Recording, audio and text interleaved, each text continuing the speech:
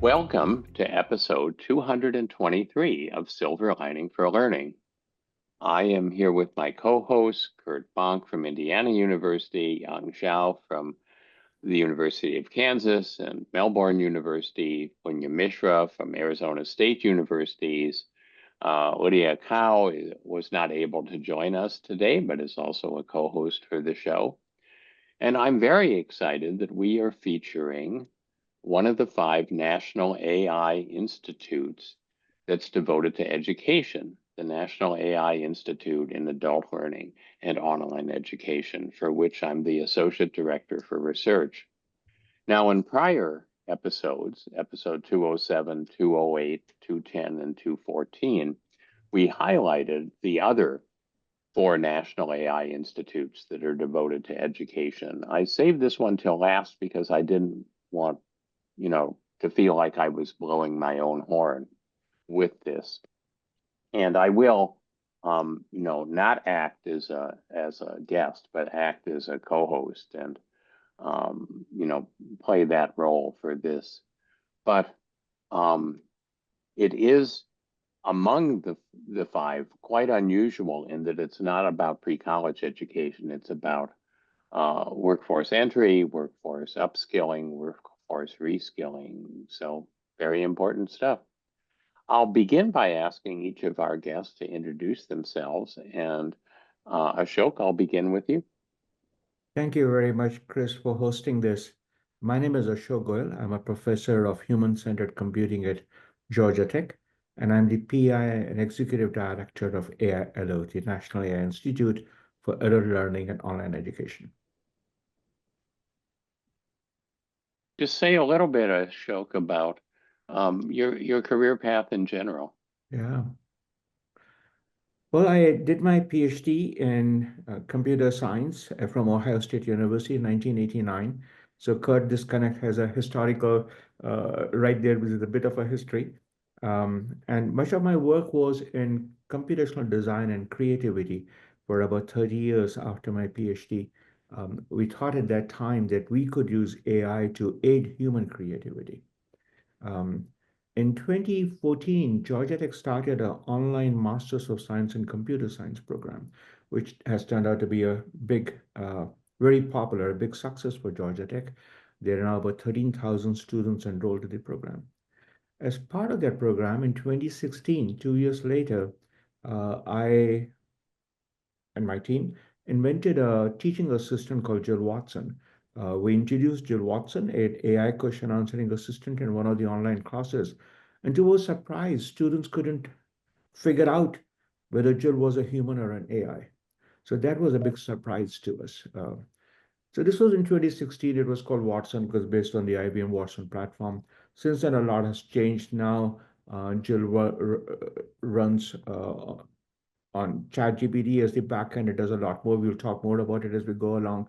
So the journey has been that I've since then shifted from computational creativity and computational design, Chris, to much more in AI and education because I think there's a lot of exciting things to be done there. Thank you, Ashok. Sandeep, you're muted. I'm Sandeep Kakar, and I work with Ashok. I am the team lead on the technology we will talk about today, Jill Watson. And I actually started a long time ago. I got a PhD in physics in 1993 in Louisiana State University, and then worked in various fields in physics, ranging from nanomaterials to fiber optics and so on and so forth. And somehow I ended up doing a master's in computer science late in my career. And I joined Ashok's team about 3 years ago, developing Jill Watson. And that's what I'm engaged in right now. And Kristy.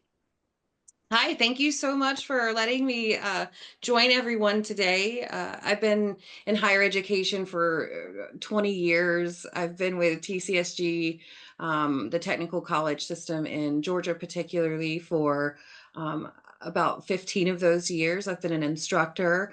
a program chair, and now I'm dean. I have spent much of my career working in Southwest Georgia and Northwest Georgia for Southern Regional Technical College and for Georgia Northwestern Technical College, where I'm Dean of General Education right now.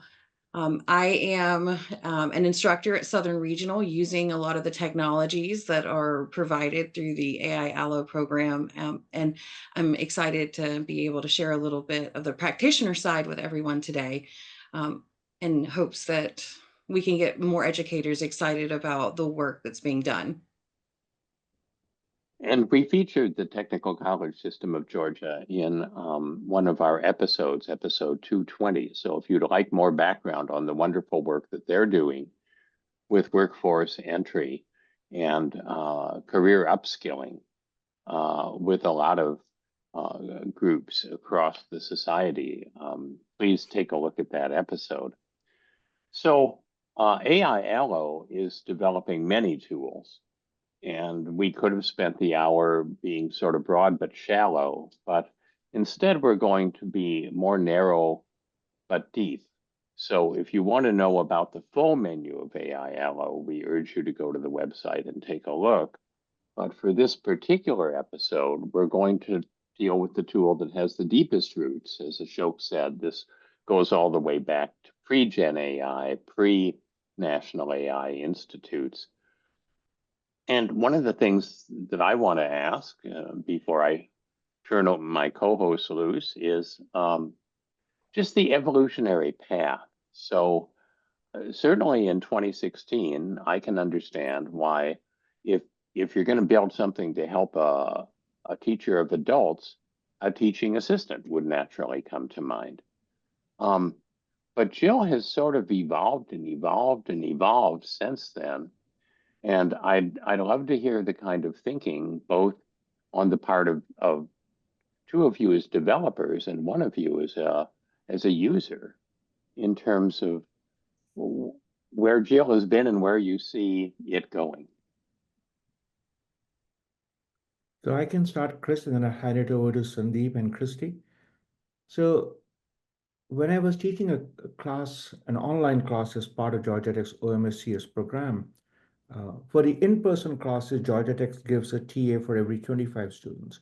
For the online classes, it gave a TA, teaching assistant, human teaching assistant, for every 50 students. And for in-person, a lot of questions get answered in the class. For the online class, well, there was no class per se. All the learning was asynchronous. So students were asking questions on the discussion forums or by email, and we were overwhelmed by the number of questions. I was answering so many questions, there was not time to do anything else. So hence the idea of an automated teaching assistant. But you're right, since then OMSCS has changed, since then AI technology has changed, and Jill Watson has evolved. Now we think of Jill Watson much more as a partner both for teachers and for learners. For learners, it's a partner, an agent to talk with anytime, 24/7, any place, anywhere.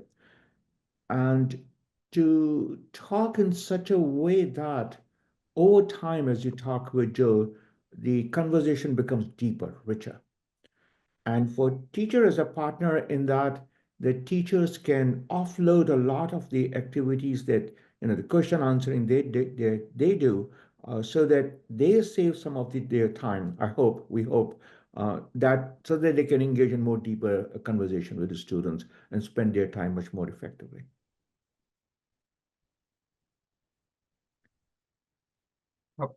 Ashok, should I take from there? Yeah, please, Sandeep. I should have mentioned your name. Yeah, so I'm going to just talk a little bit from the perspective of development. So Jill Watson was first created in 2016. It was based on knowledge-based AI and used IBM's Watson model, hence the Watson in the name. But since then, Jill Watson has changed a lot. If the previous Jill Watson was a tricycle, now we have a full-fledged car. And this is all because of the revolution we are seeing in AI with the coming of large language models. And so sometime in March 22, I think, or 23, ChatGPT became available to everyone, and within a month we switched. We saw the potential. This was opening up for Jill Watson, because the previous Jill Watson was mostly dealing with structured data. And this Jill Watson could go without any issues into unstructured data, which is kind of more useful and more interesting. So we developed this thing, and since then the journey has been both we are exhausted and we are exhilarated. The technology is moving so fast. So as the Jill Watson of today bears no resemblance to the Jill Watson of 5 years ago, the only thing I'm certain here is the Jill Watson 5 years from now will not be anything similar to what we have. It's just amazing time to be in AI and working in this field. Kristy, do you want to take from here? Oh, I'm happy to jump in. So I've been using Jill Watson since my summer semester began around May. It has been used in multiple classes with a few hundred students already that I've been able to instruct. And what I have found is that all of this hard work that has happened to make the evolution of Jill Watson useful for teachers, instructors, and for students, it's paying off. Immediately, I noticed that it was accessible. There's not a huge learning curve when it comes to technologies that are thoughtfully created for students and instructors. It's integrated into an online learning community easily. It's functional, it's reliable, it's accurate. It allows students to ask questions about assignments without giving them a response that sort of negates their learning. It's not giving them an answer. It's giving them an opportunity to think deeper about what it is the instructor is asking them to learn, and to have such a valuable tool to answer when a due date is coming up, all the way to a more complex question of how do I handle writing about persuasive topics in a meaningful way in the year 2025? It can manage that level of complexity. And it is just a treat to be able to see my students have that supplemental learning opportunity, that supplemental resource, and to see my emails perhaps go down by a few each semester because students are able to use Jill Watson in that way as well. Great. Well, Kurt, you want to jump in? Yeah, I have a couple of historical things. I'll ask one now, maybe one later. In reading your bio, Ashok, I was smiling because I saw that you are the emeritus editor of AI magazine. Well, I was a member of triple AI long time ago before grad school to get me ready for grad school at Wisconsin. I thought I was going to major in AI. I showed up at Wisconsin with all the AI people in the room, and none of them were graduating within 10 years. And I said, no, I'm not going to do that. And I went to Ed Psych. And, you know, I attended a few lectures and whatnot, but I subscribed to your magazine. Okay? This is from winter of 1986. Yeah. With my friend Elliot Soloway right there on the cover. So you might recognize some of these people. They might be a little older now. Yeah. So am I. And you know that those you can take a look at the Oh yeah. the artificial the artwork and the technologies at the time. You know, the sponsors were Symbolics, which I invested all my savings in and lost it all because they were unethical, doing unethical things. But Symbolics, Technology, Lisp Machines. Semantic, but then the traditional ones, Texas Instrument, HP, Honeywell, and GM were all sponsors or corporate sponsors with them at the time. What I'm wondering, you can tell us briefly about this magazine and your involvement in it, but is there anything today that people who are listening to the show or watching the video recording that they might want to subscribe to? That's kind of handy. I really found this valuable. There are other things that helped me ramp up and get ready for graduate school at the time, got me excited about the field and all that. I went to some conferences early on and met some great people. I mean, John Seeley Brown was on his way out at the time on this. He was exiting his term, actually.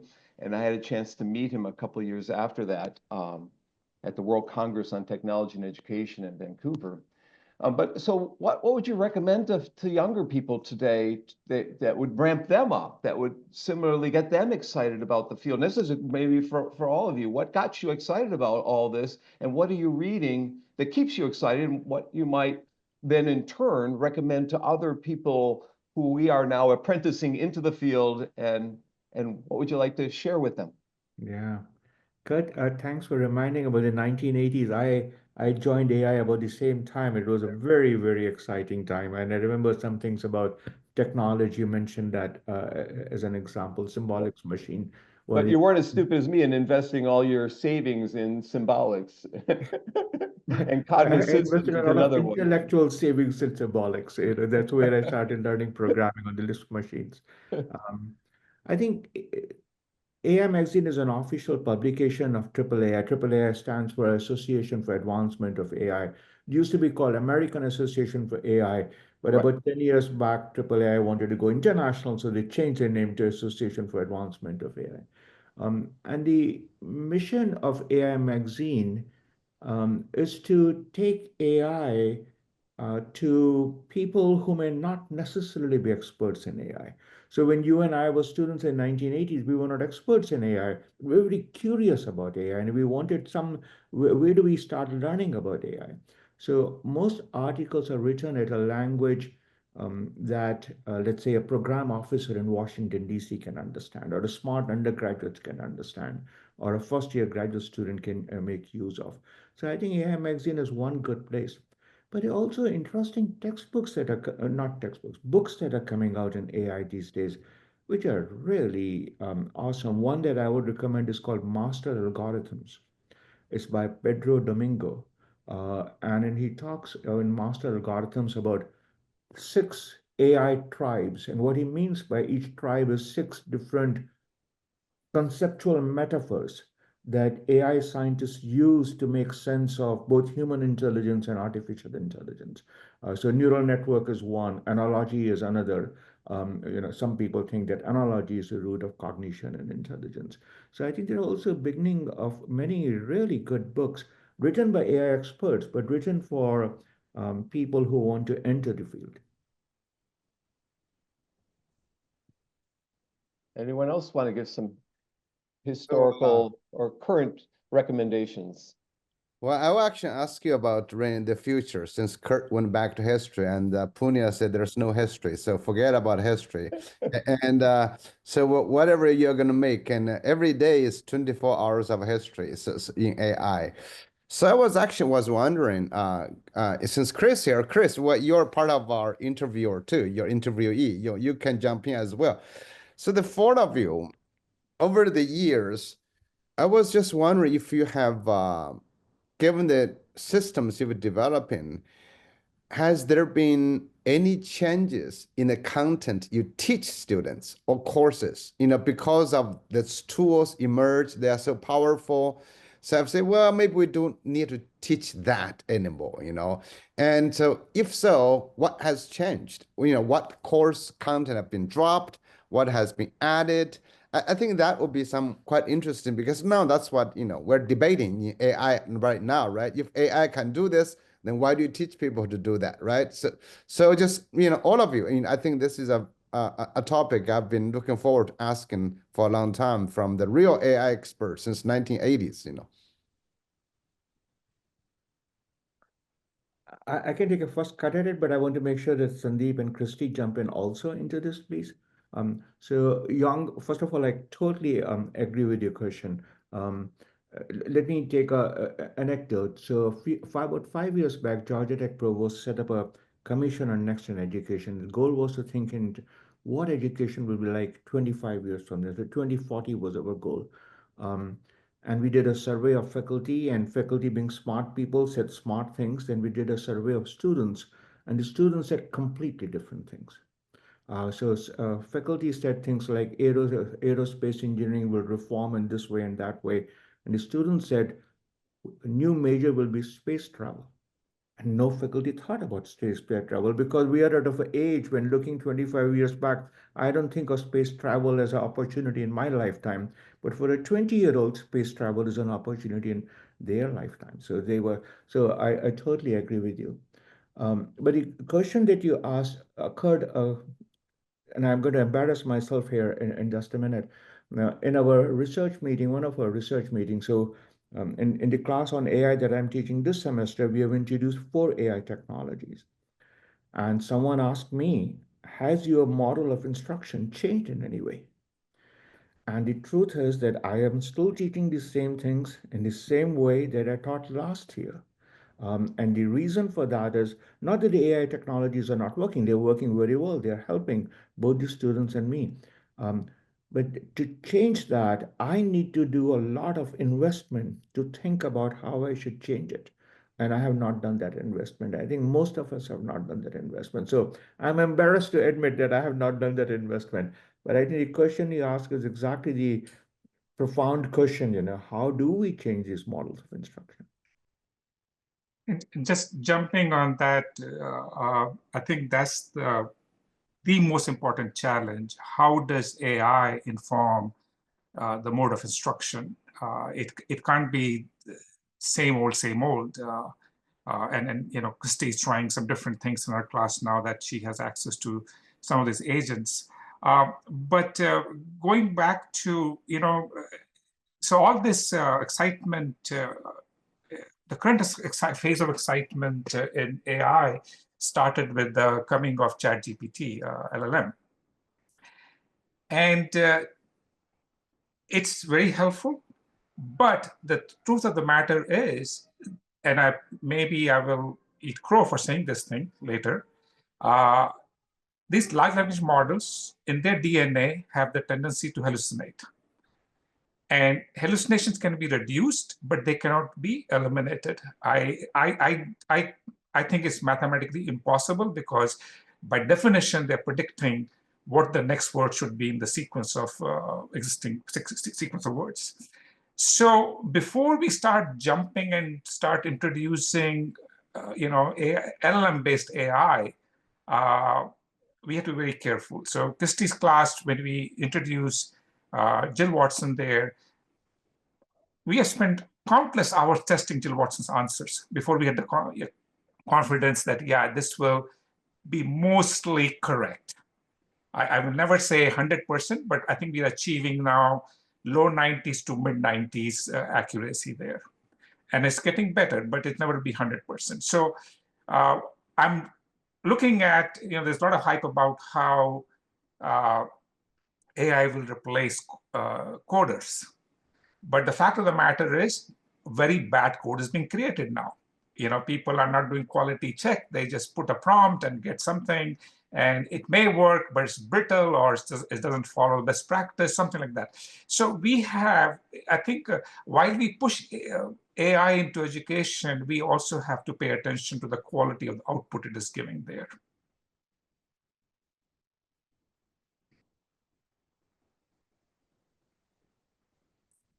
I'll take advantage of your offer to act like a guest. I think an interesting question, and I've talked before on Silver Lining for Learning about intelligence augmentation, IA. What is the human role when you have an AI partner? That's something that we are constantly encountering in AI-ALOE because we're producing 7 tools. And each one of those tools then potentially changes the role of the student and the role of the teacher because they have an AI partner to work with. And one of the things that I think is important to remember is anything that AI can teach completely, AI is going to be doing in the workplace. It's easier to make an expert system to do something than a teaching system that has to be transparent in its thinking, or at least to fake human-like thinking so that it can help people understand what's going on. So on the one hand, there's a lot of foundational knowledge in courses that AI can do perfectly well, that people are not going to be going into the workplace and getting paid to do anyway. But how Ashok and I and anybody and Kristy and anybody else using AI as a partner, how we deepen what we're teaching to human things that AI doesn't understand, that is a big question, and a very important question if we're going to get the full value of using things like Jill Watson. Yeah, and I'd love to jump in here because one of the things I've spent my career working with students in rural communities. This means that they often face situational barriers to a degree that other students may not. They're going to have less time to get to support services, for example, like tutoring. And when you can take technology like Jill Watson and make it available 24/7, and it truly, like Sandeep mentioned, be fairly accurate, be pretty accurate, in our experience, super accurate. It allows our students to have access to resources that they may not otherwise have access to. And as someone who has spent many years doing research on adult learners, our adults are working, they are taking care of their families, they are in their faith communities. The responsibilities that they have means that they may face even more barriers. And one of the opportunities I've had with Jill Watson is I've actually been able to change the way that I teach. And I can give you a pretty contemporary example. About a year and a half ago, before I was really partnering with our awesome researchers here, what I was doing is teaching students how to use AI, think about prompt engineering. So words like prompt engineering were a buzzword. They were really popular several months ago. Well, what I've already discovered is that students have come in with that skill now. We're a year later. Students don't really need for me to sit down and give them a really detailed explanation of what prompt engineering is anymore. They know that they can jump in and use this tool, and they are using other tools in their homes that they are allowed to communicate with, like their Alexas. And I just try to introduce them the tools as being really accessible and part of their daily lives already. So if we could just make the jump in the classroom, it makes the tools, I think, less intimidating, because when we talk about AI in the workplace, we are getting them ready to use these tools in the workplace. And we don't want our students to ever feel surprised when they encounter these kinds of technologies. And I think it's wonderful that we can partner with experts in the field and make sure our students are prepared. If I can very quickly add one thing here, in response to Yong's question. So one thing has changed in my class. Assessments have changed dramatically. In fact, in my class on Monday, I'm going to give a midterm examination. I think I can share this here because it's unlikely that any of my students are going to watch this podcast between now and Monday.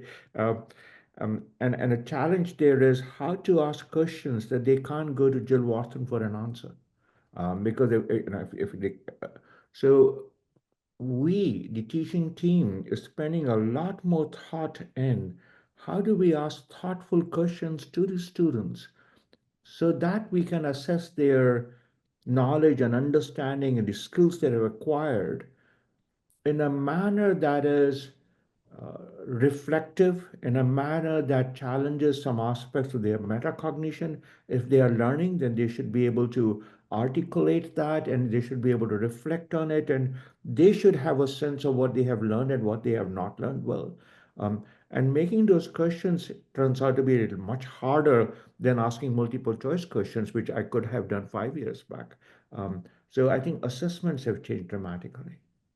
So thank you. Pune, I know you have a question, but I have a real serious question. No, those are just nonsense questions. Okay. Why do you name it my Jill? nonsense question for your No. Why do you name it Jill Watson? Yeah, so the good question. That's funny. I asked that question when I was at Atlanta, if you remember. Yeah. Oh, okay. All right. So, okay. So you have the answer, Pune. You can answer it. In my lab, there is a tradition that the students who build a particular tool or technology get to name it. So we named Watson because Watson, it was built on the IBM Watson platform.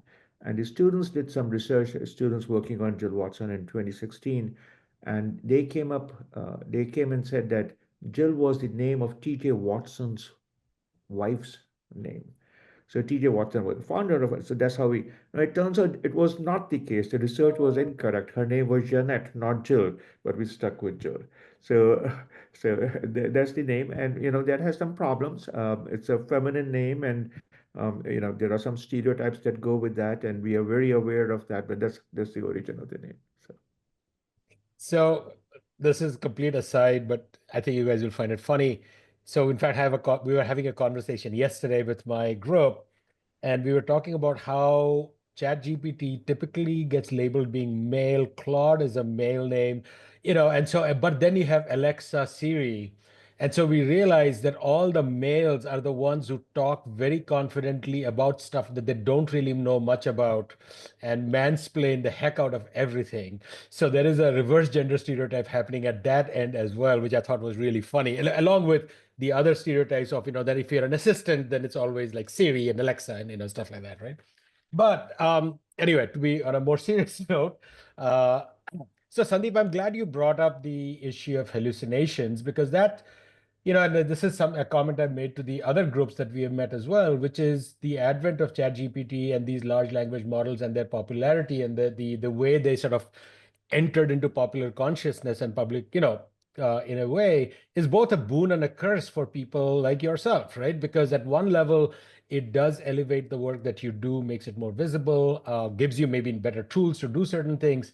But at the same time, you're also facing sort of the public perception that these things are all knowing, all wise, always correct, whatever oracles of truth, and which as educators, we know that that's not necessarily the case. And that's actually a big sort of a risk for us. But I'm going to switch that into a slightly different question, which is when you started Jill Watson, it was supposed to be helping in the programming classes. Is that still like sort of a narrow domain focus, or has that domain focus expanded over time? Because, if you stay within a certain domain, then you have a little bit more control over those kinds of stuff that it confabulates. But as you expand out, what are some of the risks and things that you're facing when you see moving out from just teaching, let's say, programming or something to other domains? Has that happened? And if yes, what are some of the issues that you guys are facing? And I have a question, Kristy, for you about actual what's happening in the classroom, which I can ask later once we get a little bit of understanding of this. So let me take that one here. Yes, Jill Watson is generalizing very well. And it actually started with being deployed in Ashok's class, knowledge-based AI. And now we are deploying Jill Watson in English courses and cybersecurity, nursing, medical terminology. So as long as, and there's one thing with Jill Watson, why Jill Watson? Why not just tell your students to go to ChatGPT? And the reason that Jill Watson is trained using instructor-provided material. So there is a trust issue. My instructor has approved this thing, so I can trust the answers I'm getting from Jill Watson. And in one of our survey, one student just said, Jill Watson is not a teacher. Why should I use it? And I hope that person has changed their opinion since then. So coming back to, if we can get course material in the form that Jill Watson can ingest and create this knowledge base, then there are no boundaries from the point of view of which course you can deploy. Having said that, large language models, as we know, are only now making inroads into reasoning-based tasks, and they still struggle somewhat with math and logical things. But they're also, we are going to deploy very soon in accounting class and see how far we can push it.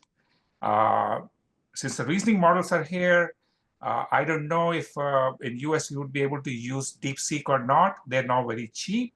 I would love to try them for, say, physics or chemistry. So yeah, there is nothing in the technology per se that prohibits or constrains Jill Watson from being deployed in any course, as long as the large language models are keeping up their developmental pace. Thank you. So this is really funny about the reasoning model. In fact, yesterday I was playing with one of them, and it did this really amazing, helped me create this amazing simulation about like unit circle and sine and cost curves and all of that. That was great. And then I gave it what I had created were some fake optical illusions, which is they look on the surface like a standard optical illusion. Like, one line is longer than the other and one is shorter, even though the lines are the same length. I actually made one of the lines much longer. And this reasoning model went and looked at it and said, this is the classic Mueller-Lyer illusion. And both lines are of the same length. I said, are you absolutely sure? I said, I'm absolutely sure. It was hilarious. It was very funny. So yes, there are limitations to these things, and I appreciate that. So I'm just going to ask one quick follow-up. And this one, Kristy, I'm going to ask you this, but I would love to hear sort of, Ashok, your perspective on this as well. So higher ed and community college, that the technical system, those are usually not working very closely together. Higher ed is really good at ideation and coming up with these new technologies. You guys are on the ground, working with real people and so on. So when that translation happens, I'm curious what that process was like. What were some of the challenges you faced and sort of learnings that happened through that? And Ashok, I think the flip question then comes to you. What has your team and your, learned from actually going and taking this? It's different when you are teaching a class and Jill Watson is sitting there. It's very different when you're pushing it out to a much wider, much diverse audience who might be pushing different buttons on that interface than you would have possibly anticipated. So Kristy, start with you and then flip back to Ashok.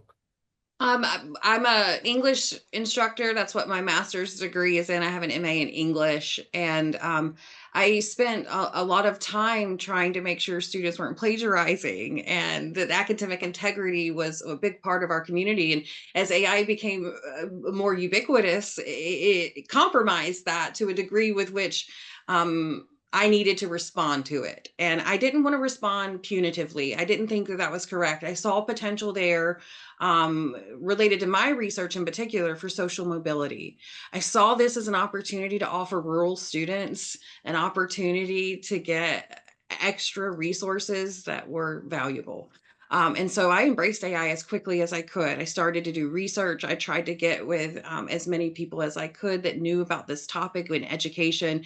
And then these partnerships become available. When we have institutes that are created that are able to fund this kind of bridging between research institutions and TCSG colleges and then industry by extension, that's a blessing when those opportunities are made, because it's really hard when you have to seek them out as a practitioner on your own, when there are opportunities for us to make communities that need to be established. It's a game changer. And this partnership means that I can bring these technologies to hundreds more students. Wow. Yeah. Thank you, Kristy. To Punya, to answer the other side of your question, I think what I can share that we received many requests from colleagues all across the country and sometimes all across the world. Can we have access to Jill Watson? So just right now, there is a request that has come from a professor of physics at Texas A&M University saying he would like to deploy Jill Watson. This just came earlier this week. And so the big issue for us is not at this particular point, like Sandeep said, we are confident enough that I think Jill Watson will work for most classes, except when there are a large number of mathematical formula that we have not sure about yet. I think it can work for physics too. The big issue for us is scalability. So one of the maybe if I can use it on bottlenecks in Jill Watson is that If you are an instructor, like say Kristy at English class, then we request Kristy for all the materials, educational materials upfront, and then Sandeep and his team create a Jill Watson for Kristy. Then we deploy it for Kristy in her class. So that's the sort of workflow. But that means that in some sense, Sandeep is in the middle of Kristy using Jill Watson. What we would like to do is for Kristy to be able to go to a website and say, here are all the educational materials I use in my class, construct a Jill Watson, and Jill Watson pops out in 2 hours without Sandeep being in the workflow. So then that becomes very scalable. So we think of this as instructor deployable Jill Watson. And I think it would be fair to say that we're at the cusp of doing that. And if we can do that, then I think we can share Jill at a much larger scale. Then we just sort of give Jill to behind a website, and anyone in the country, anyone in the world can go and access that. We're not quite there, but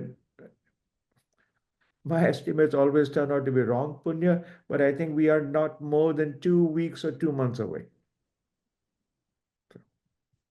And just to go back to how do we feel about deploying in TCSG?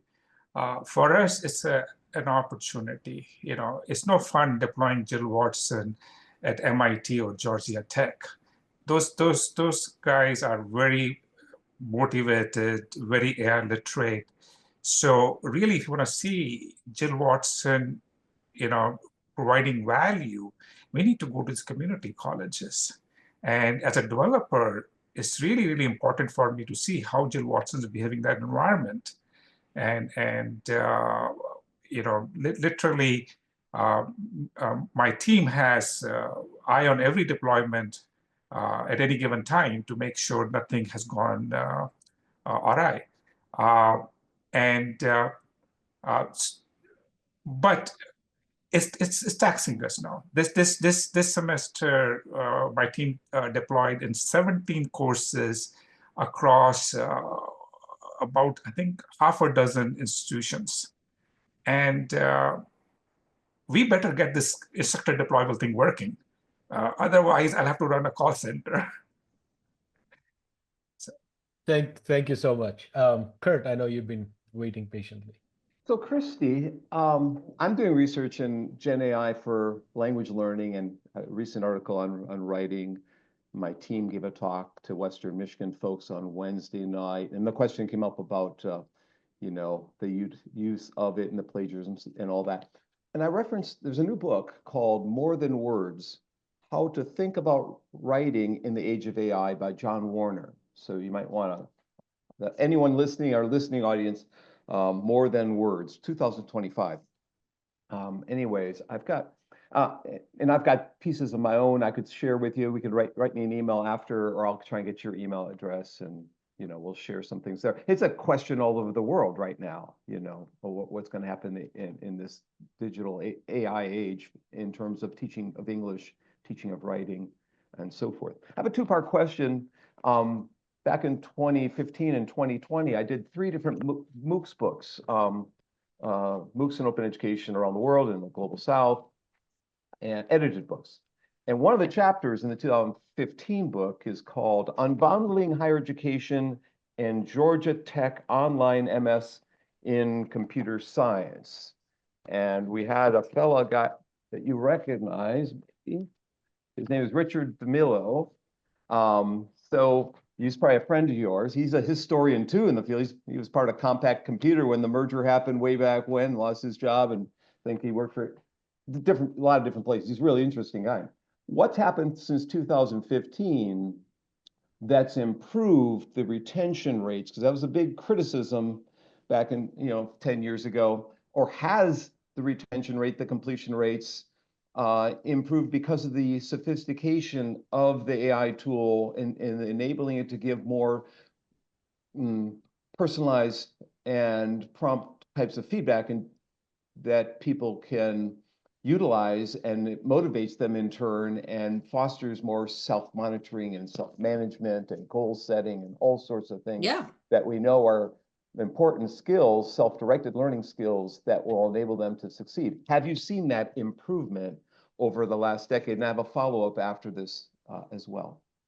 So I don't know that I have quite enough data to fully answer. I will be frank about that. But what I will say is these tools offer the ability to individualize education. They find students where they are. Students are able to access the tools, and it can pick up no matter what they have sort of prior knowledge in.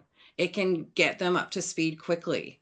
And when we talk about trying to retain or help persistence, if we're trying to retain our students, it helps if they're struggling, if they get individualized pathways. It helps that we use things like smart scheduling, AI-powered scheduling for students, that we understand what it means for working parents to need to go to college and it not be ideal for them to take an 8 a.m. class, for example.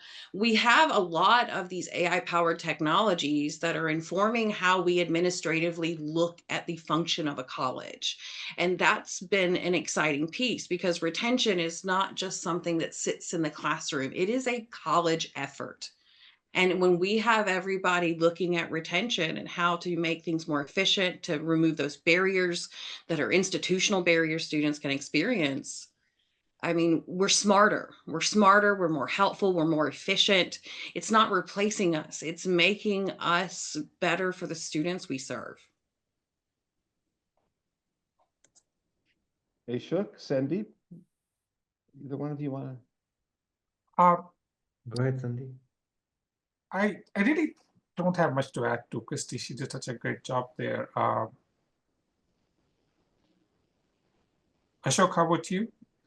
So I'll share one thing quickly, Kurt, especially because you mentioned Richard DeMello in the OMSCS program.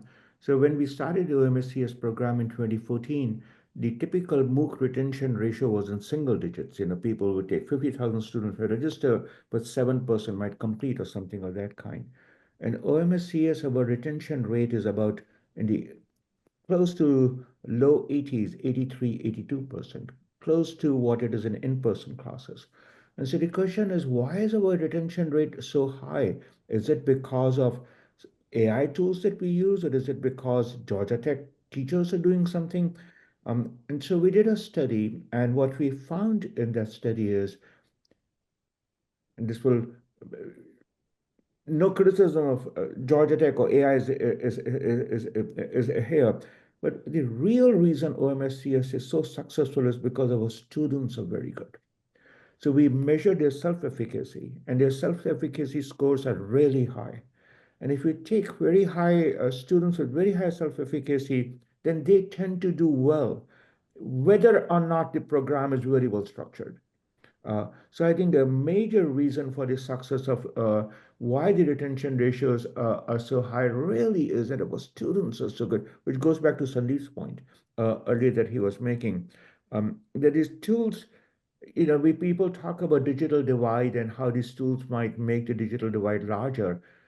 My hypothesis is it might make the digital divide smaller, in the sense that it might help students and in community colleges, technical college students who might be otherwise give up on education and make them capable or increase the capacity to achieve degrees and achieve education, whereas the students who go to Georgia Tech and so on don't really need these tools for the most part. So in that sense, it might narrow the digital divide rather than increasing it. Chris mentioned reskilling of the workforce and for adults.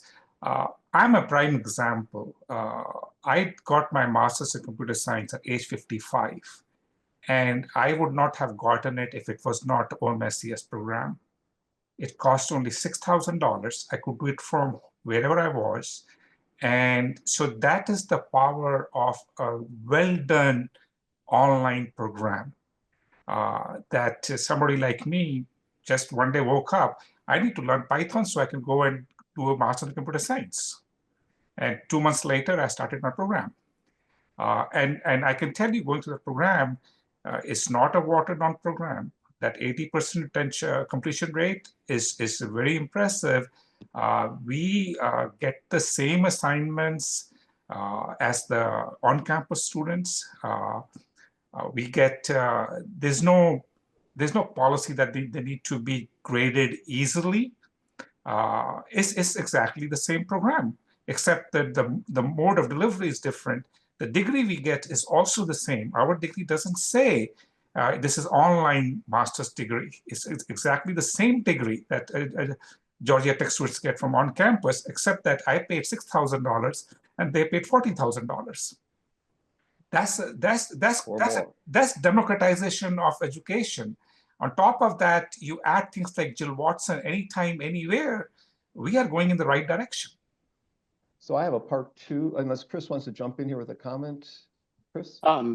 No, but I do have one more theme I'd like to introduce after you're done with part two.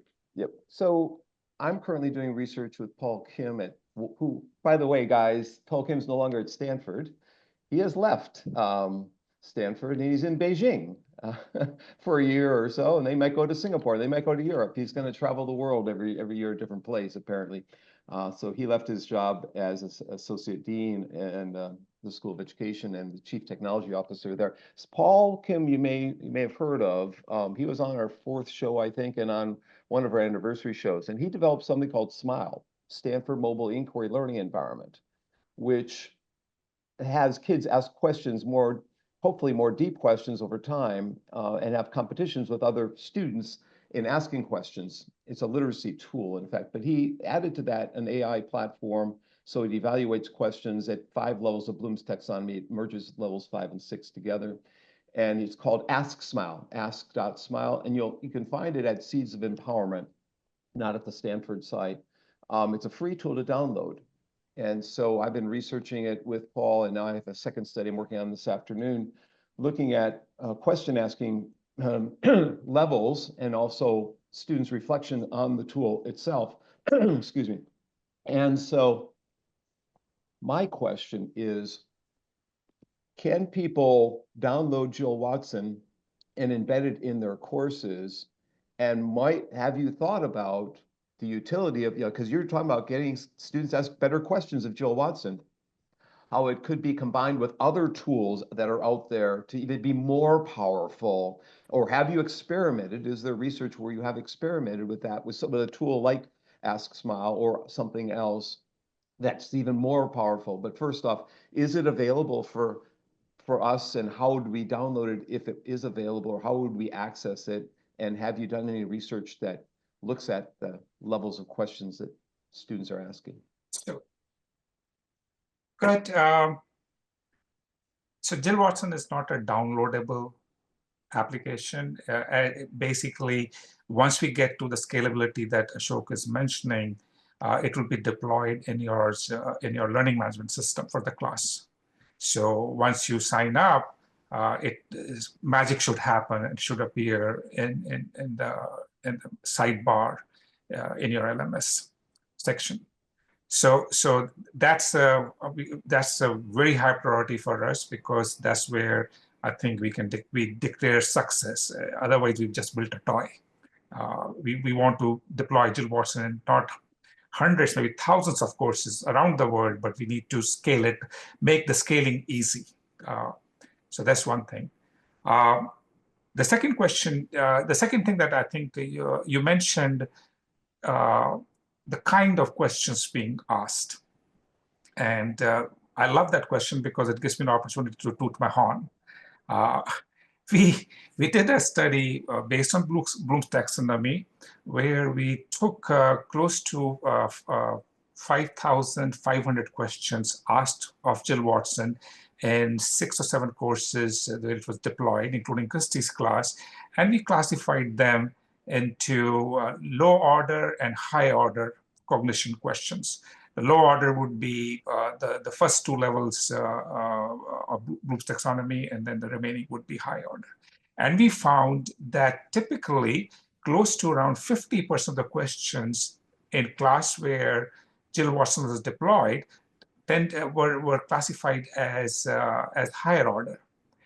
Now, there have been previous studies that have looked at, in traditional classes, non-AI classes, what is the proportion of questions asked that are higher order cognition questions.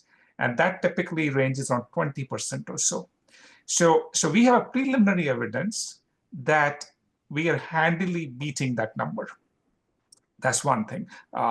Second, other observation that also in the same study was students over time, as they were using Jill Watson, the complexity of their questions improved.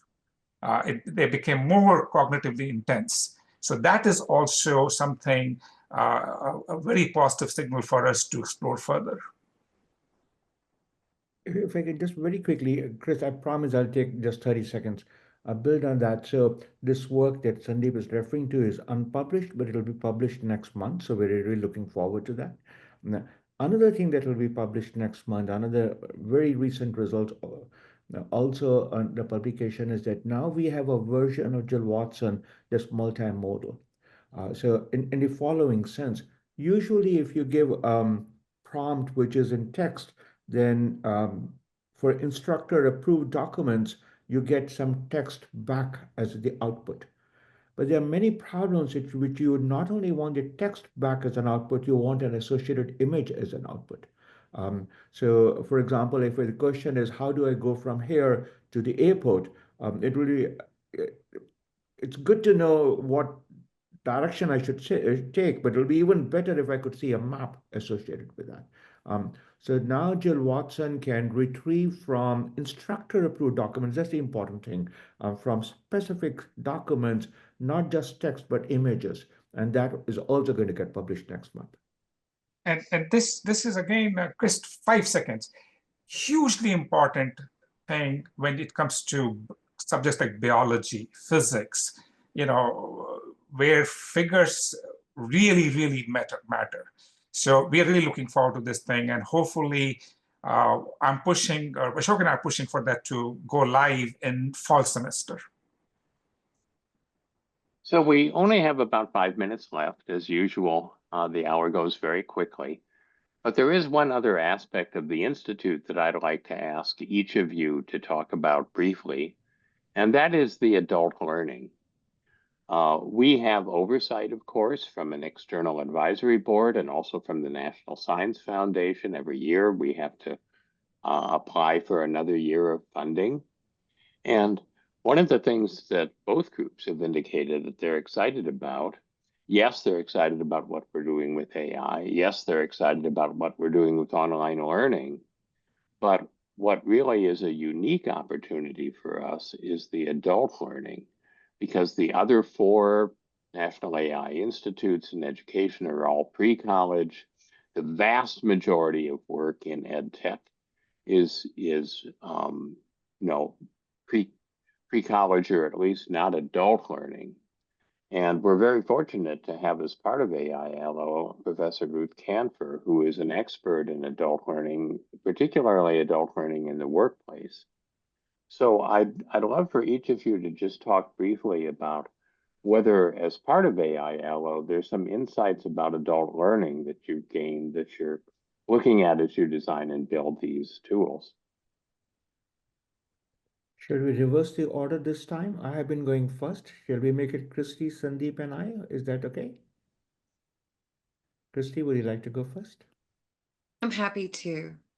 I had to seek out a community of like-minded people to figure out, as an educator, as someone essentially in middle management that helps other educators, how I was going to bring this back into the workplace and teach fellow educators how to find ethical ways to use AI that was truly meaningful to students and truly was going to reduce their workload. And I think most of the people in our meeting now understand what it means when you bring a new tool back to educators and you ask them to use it.